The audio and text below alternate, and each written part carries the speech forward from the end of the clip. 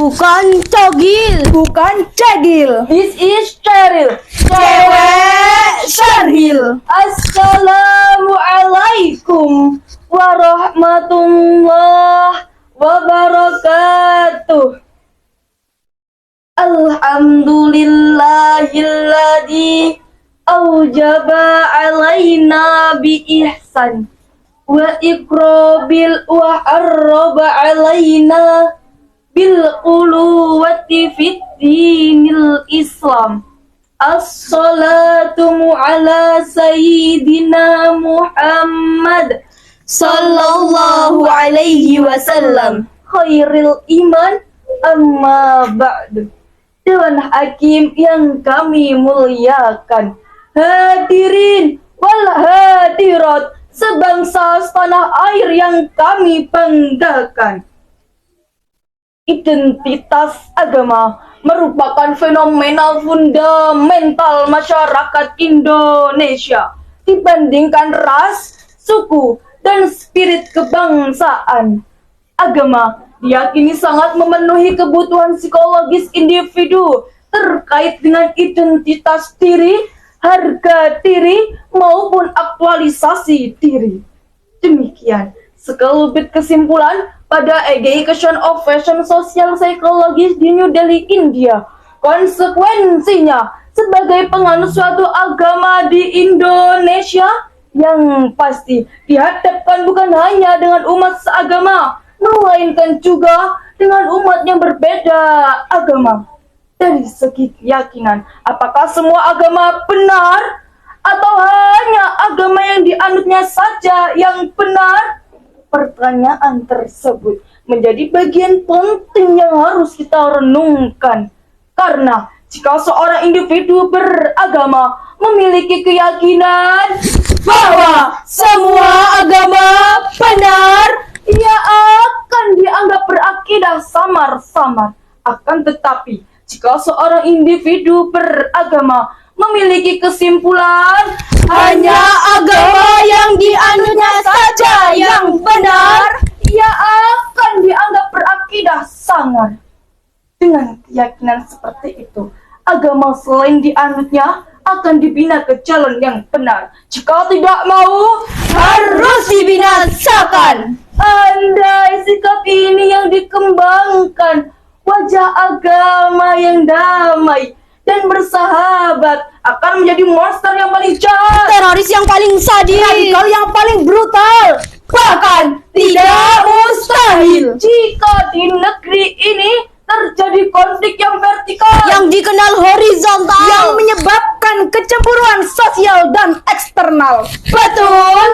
Lalu bagaimana upaya mengantisipasi agar umat beragama tidak menjadi pemicu pemercahan di tengah-tengah kebinekaan tercinta ini?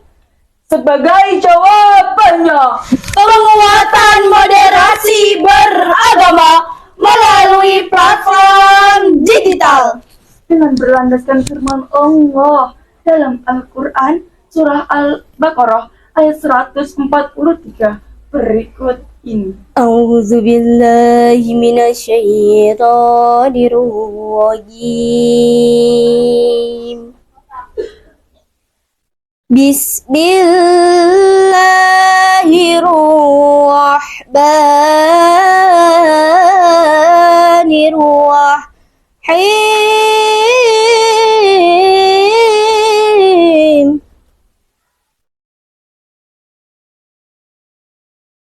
Wa kadzalika ja'alnakum ummatan wasatan litakunu syuhada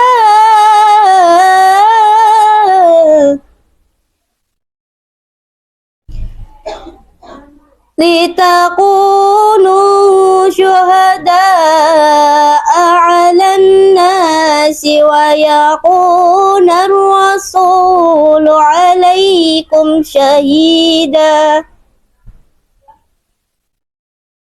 وما جعلنا القبلة التي كنت عليها إلا لنعلم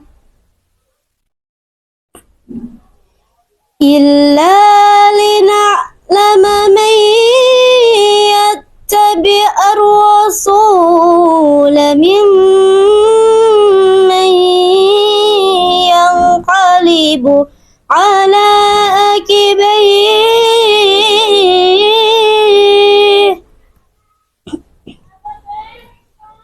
وإن كانت لكبيرة إلا على الذين هدى الله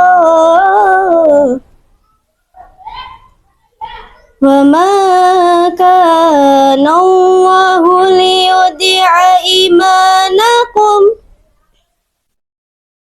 إن الله على الناس لرؤوف رحيم. Aku berlindung kepada Allah dari godaan syaitan yang terkutuk dengan menyebut asma Allah yang maha pengasih lagi maha penyayang.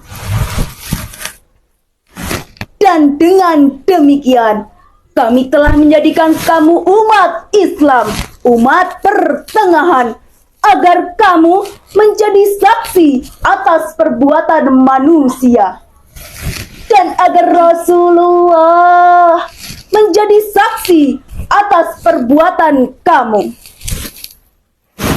Kami tidak menjadikan kiblat yang dahulu kamu berkiblat kepadanya, melainkan agar kami mengetahui siapa yang mengikuti Rasul dan siapa yang berbalik ke belakang.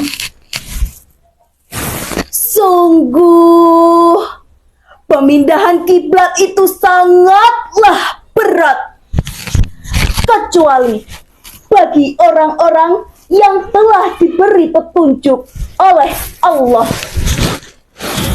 Dan Allah tidak akan menyia-nyiakan imanmu. Sungguh Allah Maha Pengasih lagi Maha Penyayang kepada manusia. Hadirin wal hadirat rahimakumullah. Asbabun nuzul ayat tersebut masih relevan dengan ayat sebelumnya, yaitu tentang pemindahan kiblat kaum muslimin dari Baitul Maqdis ke arah Ka'bah yang disebut dengan istilah mustaqbal kiblah. Ayat ini juga diturunkan oleh Allah untuk mempertegas kaum muslimin agar menjadi kaum yang beneran yang disebut dengan istilah umatan wasatan. Menurut Syekh Usabah Arifai dalam Tafsirul Wajiz li Kitabillahil Aziz halaman 27, kata wasaton memiliki makna pertengahan, seimbang, dan pilihan secara leksikal.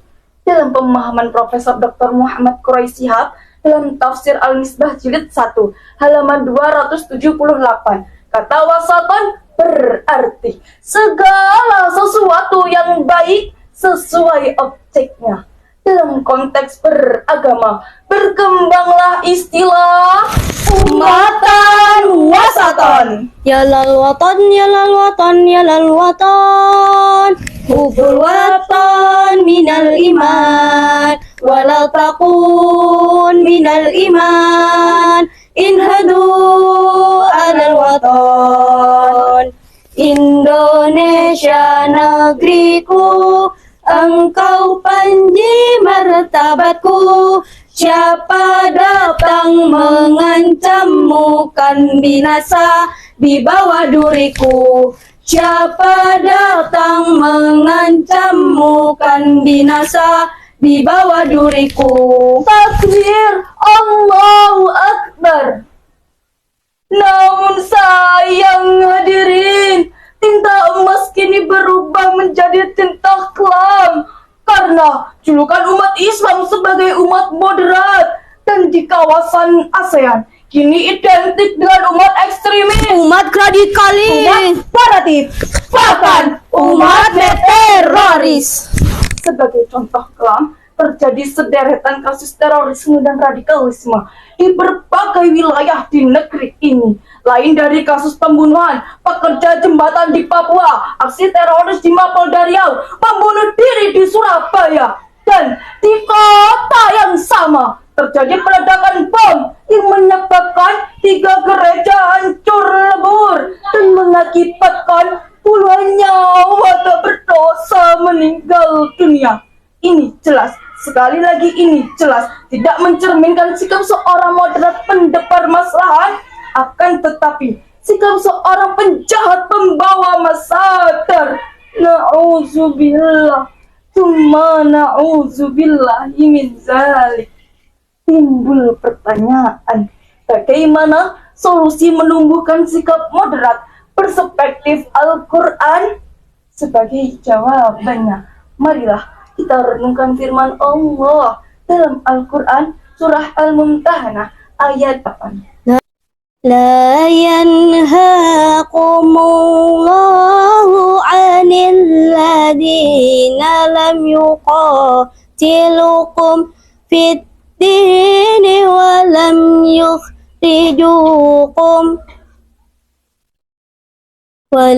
يخرجوكم من دياركم أن تبروهم وتقسطوا إليهم إن الله يحب المقسطين إن الله يحب المقسطين Sadaqallahul Adzim. Allah tidak melarang kamu berbuat baik dan berlaku adil terhadap orang-orang yang tidak memerangimu dalam urusan agama dan tidak mengusir kamu dari kampung halamanmu. Sungguh Allah mencintai orang-orang yang berlaku adil.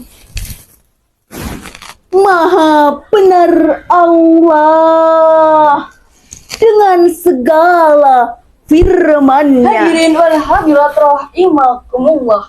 Ayat tersebut diturunkan oleh Allah berkenaan dengan kisah Al-Asma putri Abu Bakar As-Siddiq yang didatangi oleh ibunya As-Sayyidatina Qatilah yang pada saat itu beliau belum memeluk ajaran Islam.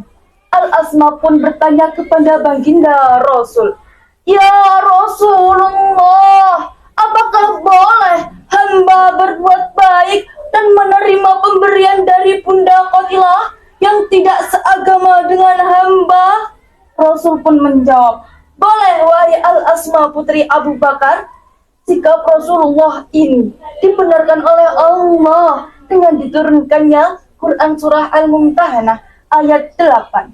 Ayat ini juga menjadi landasan metode sikap beragama dengan berbagai keberagaman yang ada, termasuk berbeda agama. Maka dari itu hadirin, tidak dibenarkan menutup ruang ukhuwah hanya karena beda rumah ibadah. Tidak dibenarkan menutup ruang kerjasama hanya karena beda agama. Tidak dibenarkan menutup ruang persaudaraan hanya karena beda ras dan kesukuan. Setuju? Kini saatnya kita sebagai bangsa menatap masa depan dengan mau bergandeng tangan. Dari syarahan di atas dapat diambil kesimpulan bahwa Indonesia memiliki nilai kebinekaan yang sangat tinggi, beraneka suku, berlainan bahasa, bahkan berbeda agama. Jika saling berkomunikasi dan bertoleransi sebagai sikap implementasi, segala sesuatu yang ada akan menjadi modal utama untuk membangun bangsa. Sebelum kami tutup syarahan kami, marilah berdendang bersama oleh syair yang diciptakan oleh Buya Hamka. Ulama pemimpin Islam dengarlah, demi agama sadarlah. Ulama pemimpin Islam dengarlah, demi agama sadarlah. Hentikan pertikaian, ciptakan perdamaian. Hentikan pertikaian, ciptakan perdamaian, menuju persatuan dalam Tuhan. Mungkin cukup sekian carahan yang dapat kami sampaikan. Kurang dan lebihnya kami mohon maaf, dan kepada Allah lah kami mohon ampun. Kami akhiri, wassalamualaikum warahmatullahi wabarakatuh.